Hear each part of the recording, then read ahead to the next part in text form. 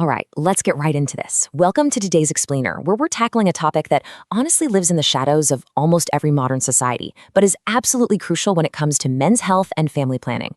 We're unpacking a really detailed clinical breakdown from Dr. Sunil Jindal.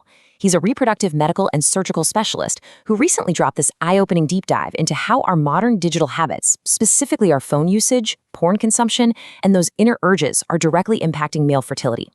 It's one of those topics totally shrouded in silence, right? Lots of guilt and a whole lot of misinformation. But today, we're pushing right past the taboo to look strictly at the medical science and figure out what is literally happening inside the body. So are masturbation and porn actually killing your sperm? Look, if you silently wondered this, trust me, you are not alone. So many men carry this deep internal anxiety about this exact question. They're terrified that their private habits are permanently destroying their testosterone, their libido, and their chances of ever having a kid. So the whole goal of our explainer today is to completely separate the scientific facts from the cultural myths. Seriously, there is zero judgment here. We're just looking at clear, objective medical realities. Here is our roadmap for today. First, we'll cover the truths and lies about masturbation. Second, porn addiction and the brain. Third, the real impact on sperm quality. Fourth, mental health and hormones. And finally, we'll wrap up with some bonus tips for improvement. Okay, jumping right into section 1, masturbation, truth and lies. Let's separate the facts from the fiction. So, the actual medical reality? Occasional masturbation is totally harmless. In fact, Dr. Jindal points out that occasionally clearing out old sperm can actually result in fresh sperm with better motility and better DNA. The sweet spot is usually a gap of about 3 to 4 days. But frequent masturbation, and we're talking multiple times a day, which fertility clinics are seeing way more often in young guys now, is a completely different story.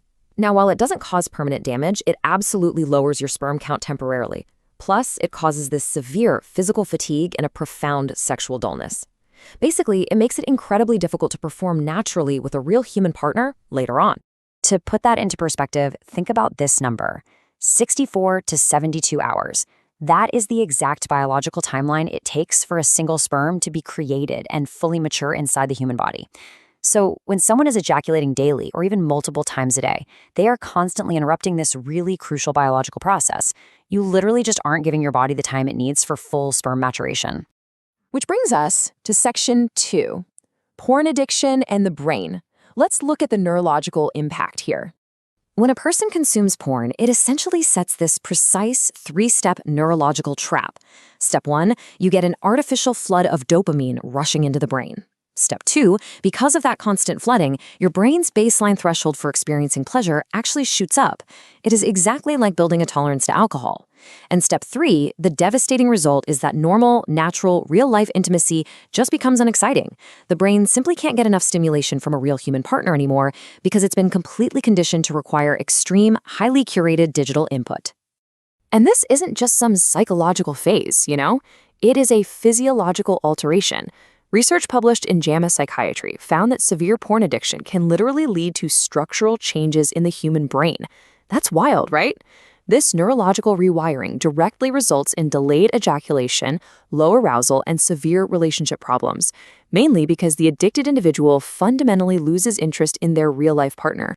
Just to ground this science in reality for a second, Dr. Jindal shared this really powerful anecdote from his clinic.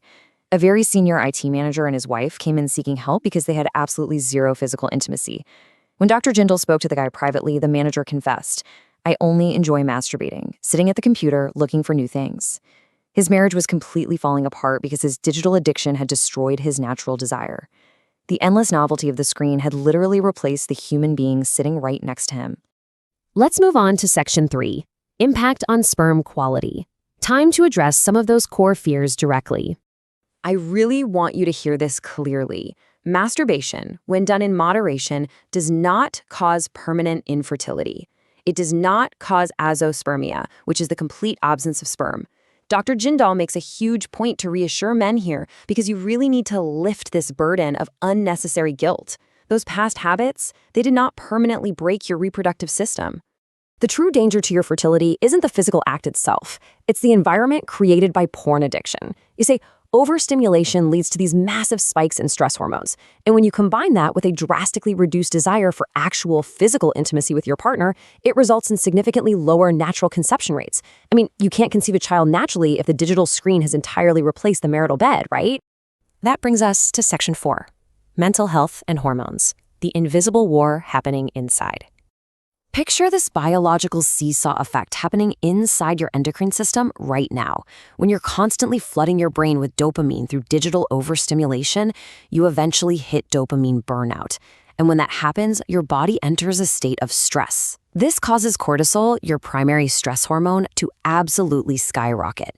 And here's the golden physiological rule. As your stress hormone goes up, your testosterone goes down. Your body is basically suppressing its own reproductive drive because it thinks it's in a state of chronic distress. And man, this creates just a miserable self-perpetuating loop. Step 1, you hit that dopamine burnout from overstimulation. Step 2, that burnout leaves you with profound physical fatigue and mental anxiety. Step 3, because of your habits and all that anxiety, you develop deep feelings of guilt and chronic stress. And finally, step 4, that massive stress load completely crushes your motivation and your libido. You're left trapped in this cycle that just destroys your natural sex drive. Okay, finally, Section 5, bonus tips for improvement. Let's talk about an actionable path forward. So Dr. Jindal actually offers a highly actionable detox plan to help reset your system. First, stop watching porn completely for 30 days. Just cut off that artificial dopamine supply. Instead, replace that screen time with regular physical exercise and really prioritize high-quality sleep to help lower those cortisol levels. And finally, when you are with your partner, shift your whole mindset. Stop focusing purely on the end goal of ejaculation and start focusing on quality physical intimacy and building a true connection. Now, we do need to add a very practical, clinical caveat here. If you've made these lifestyle changes, you're engaging in regular, natural intimacy, and still no pregnancy occurs after 6 months of focused effort, it's time to drop the stigma and consult a fertility specialist. Get your sperm count clinically tested so you know exactly what you're dealing with. Seriously, there's absolutely no shame in seeking medical help. At the end of the day, masturbation isn't your enemy. Addiction, loneliness, and isolation are. The screen is a really poor substitute for real life. So you kind of have to ask yourself, is a digital illusion actually worth sacrificing your real-world legacy? Are you ready to break that loop today? Respect your body, respect your partner, and respect your fertility. If you are struggling, just remember that you are not alone. Help is out there. And taking back control of your life is entirely possible. Thanks so much for joining me for this explainer, and I really hope this gave you the clarity you need to understand such a crucially important topic.